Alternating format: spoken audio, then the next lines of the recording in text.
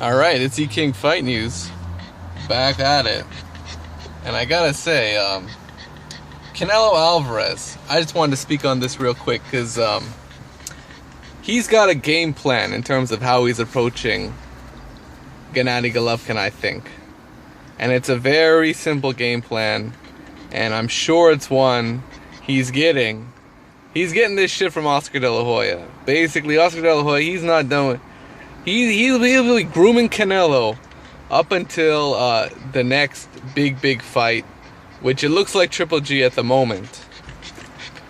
And it looks like De La Hoya is trying to... he's gonna be the one to pull the trigger on the Triple G fight. It's gonna be on De La Hoya. It's not gonna be on Canelo. Canelo might demand for it, but it's gonna be Oscar's call, the way I see it, because the way Golden Boy is right now, kind of like this dog right here. It's my boy Fluffy.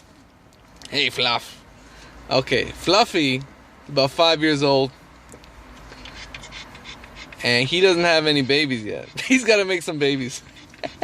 And he's running out of time. That's what Oscar De La Hoya, he's running out of time, man. And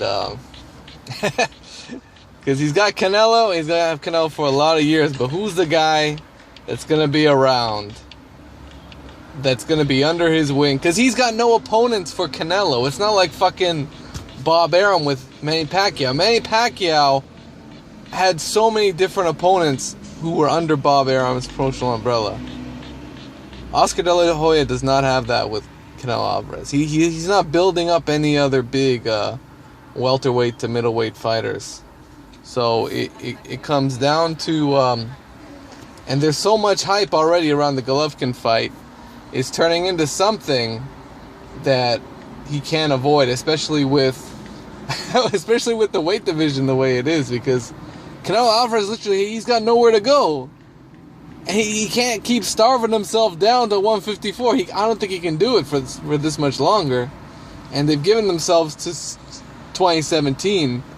And personally, I think the call is going to be on Oscar De La Hoya. And you're going to see Canelo Alvarez bring up Gennady Golovkin as soon as he has a tough fight with someone. As soon as, say, Kell Brook gives him a hard time, beats him for a couple rounds, or possibly hurts Gennady Golovkin. if that ever happened, if Kell Brook can just stun Gennady Golovkin for 1 or 2 rounds, I think Canelo's going to be like, okay, let's take the fight. I personally believe it. That, you know what, if Golovkin has a rough outing against Kell Brook, Golovkin's going to take that fight for sure. He's going to do it.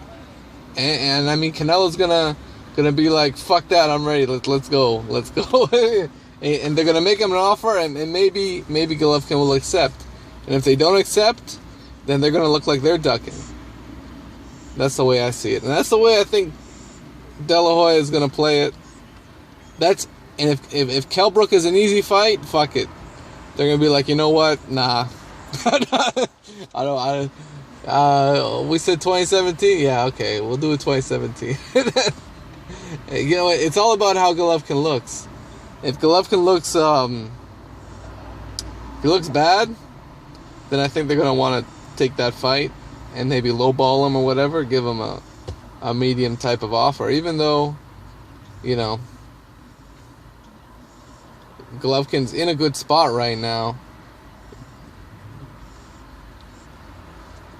And you know what would make it even bigger? The closer Golovkin gets to that middleweight streak, and if he fights Canelo on the way to that, that would be great. That would be great. That would be great for Canelo. Anyways, E-King Fight News.